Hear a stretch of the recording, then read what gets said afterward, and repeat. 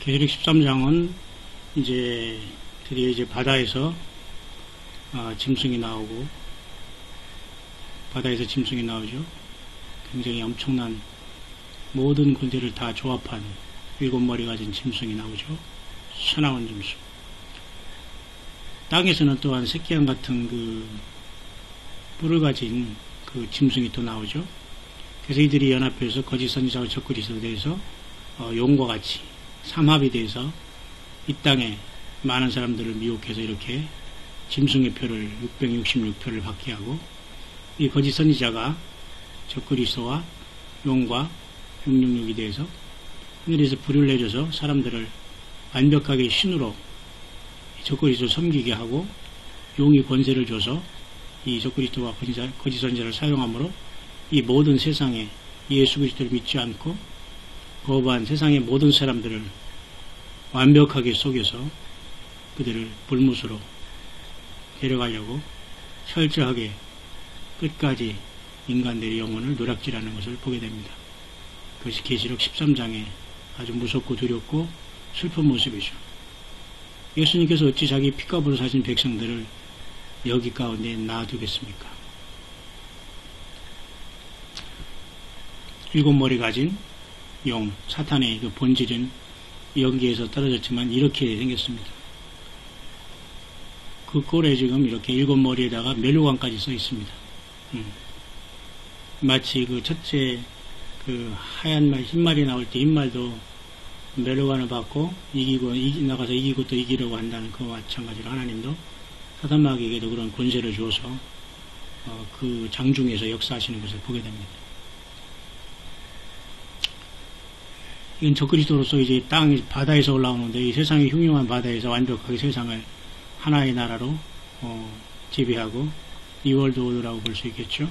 그들이 이제 지면으로 완벽히 등장해서 세상 모든 사람들에게 정면으로 등장해서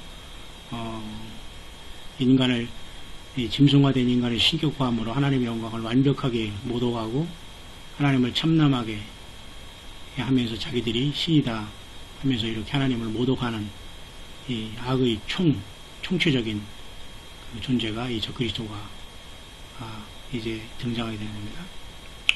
거짓 선지자와 같이 계속해서 많은 사람들이 혼을 빼면서 660원을 받고 경배하라, 표를 받으라, 이런 식으로 하면서 하나님을 완벽하게 뒤돌아서게 하는 역할을 하는 666 시스템으로 이 땅에 남아있는 모든 사람들이 한 사람도 예외 없이 다 이곳에 걸려들게 됩니다.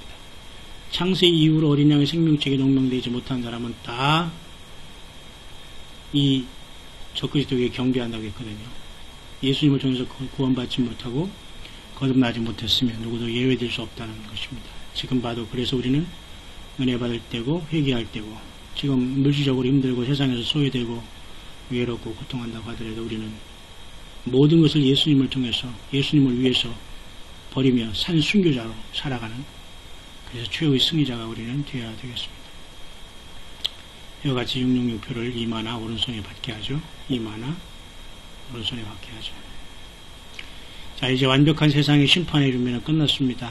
그래서 이제 계시록 16장을 통해서 7번째 나팔은 결국은 7개의 대접으로 또 이제 완벽하게 펼쳐집니다. 다시 말해서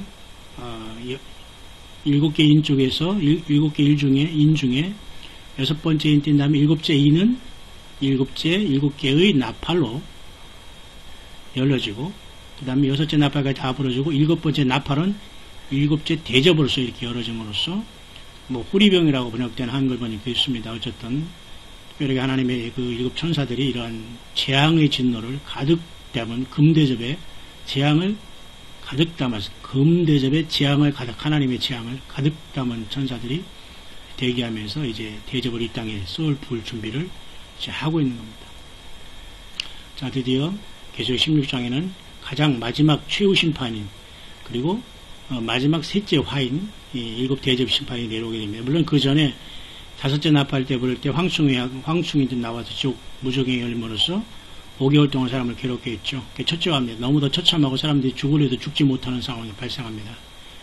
물론 태양에 지금 이렇게 뜨거워서 사람들이 죽어가는 모습이지만 너무너무 힘들어 사람들이 회개도 못하고 또 하나님을 더 원망하고 정말 하나님을 욕하는, 저주하는 그런 상황이 발생하는 겁니다. 사람이 어려울수록 하나님을 떠나고 성령이 떠나면 이렇게 처참하게 되는 것입니다. 지금이 그래서 은혜 받을 때요. 지금 성령님이 우리에게 계실 때 회개하고 주의 음성을 들을 때가 바로 지금인 것입니다. 그 다음에 이제 그 여섯째 나팔을 부를 때에 유브라데 강에 그 내천사를 풀어주므로 그 연월시에 사람을 죽이기로 2만만 죽이기로 왔다는 그러한 약속이 이 여섯째 나팔에 이미 이루어져서 그것이 바로 둘째 화라고 합니다. 이것은 마지막에 이제 일곱째 나팔로서 일곱 대접으로 벌어졌는데 이것이 바로 셋째 화로서 세상에 완벽하게 육륜표를 받는 그 짐승의 보좌에도 이렇게 쏟아지고요. 완전히 하늘에서 이렇게 모든 재앙들이 떨어지죠. 형편없죠. 더 이상 어떻게 무엇을 말할 수 있겠습니까? 태양이 사람을 태우고 강도 피가 되고 바다도 피가 되고 육륜표를 받은 모든 사람들에게 이러한 처참한 죽을래 죽을 수 없는 처참한 그 대가를 받는, 그러면서도 또 이들이 또 음부에 들어갔다가 또 백보자 때 부활해서 영원한 불못으로 또 던져집니다. 우리 예수님 얼마나 놀랍고 감사하고 사랑이 많으신 분입니까? 이제도 늦지 않았습니다. 그 와중에서 우리는 17장에 음녀를 보게 됩니다. 이 음녀는 결국은 바벨론의 그 큰 바벨론으로서 이제 비밀인데요. 모든 이 더러운 짓을 한 것들이 이게 엄입니다. 땅에 모든 짓을 한, 짐승을 타고 놀면서 이렇게 못된 짓을 했죠. 이 바벨론 종교로서 결국은 사탄 종교로서 예수 그리스도 외에는 길이 있다는, 어떠한 예수님 외에 세상에 길이 있다는 모든 것들의 종교는 다 이 존재로부터 나온 거예요. 사탄으로부터. 그죠?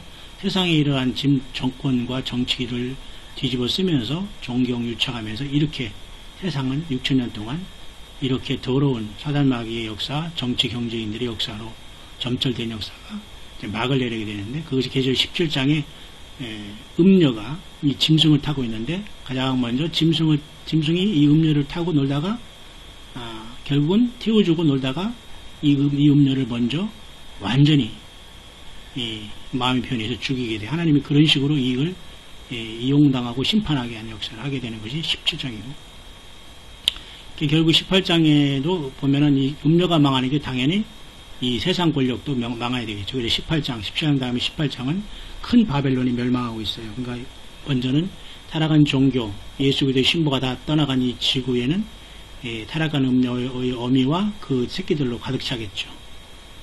그리고 이것이 먼저 처절하게 심판을 받은 다음에는 이 껍데기에 준 세상의 이 정치, 경제 이런 그 시스템도 짐승 이것도 완전하게 큰 바벨론이 바다에 맷돌이 쏙 빠져서 전혀 기억대 없이 사라지는 것처럼 하나님께서 깔끔하게 심판할 것을 나타내주고 있는 겁니다. 자, 이러한 모든 처참한 상황이 이제 끝나진 다음에 드디어 계시록 19장에 또 한 번 하늘의 열린 문이 이렇게 열려집니다. 우리가 계시록 4장에서 열린 문을 봤죠.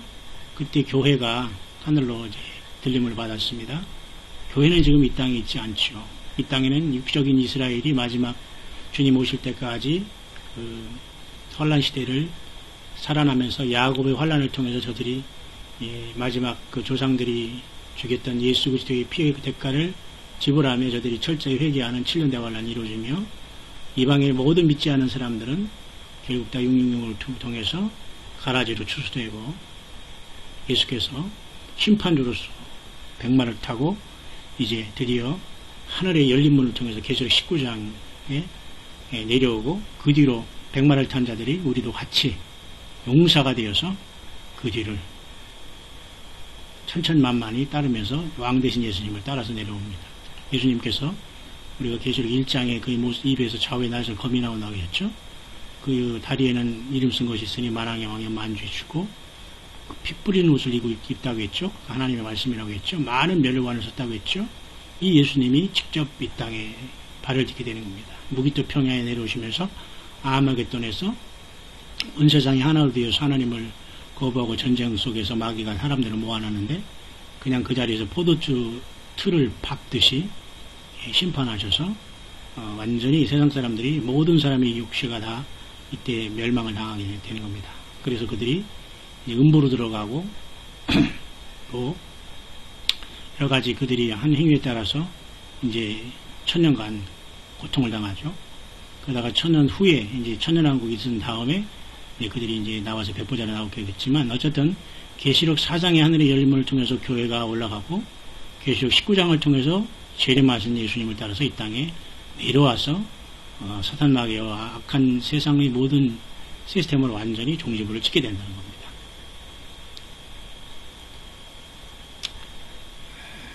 그래서 예수님께서는 이와 같이 정말 하늘의 백만을 타셨고 많은 멸류관을 쓰셨죠. 이건 예수님입니다. 계시록 그 6장의 흰 말은 적그리스도였죠. 이건 전혀 다른 예수님이시고 완전히 그 불꽃 같은 눈에 좌우에 날선 검이 나오시는 예수님, 피 뿌린 옷을 입고 예쁜 하나님의 말씀이라는 피 뿌린 옷을 입고 다리에 만왕의 왕이여 만주시라는 이름을 쓰신 오직 예수님 한 분밖에는 이러한 일이 있을 수 없는 거죠.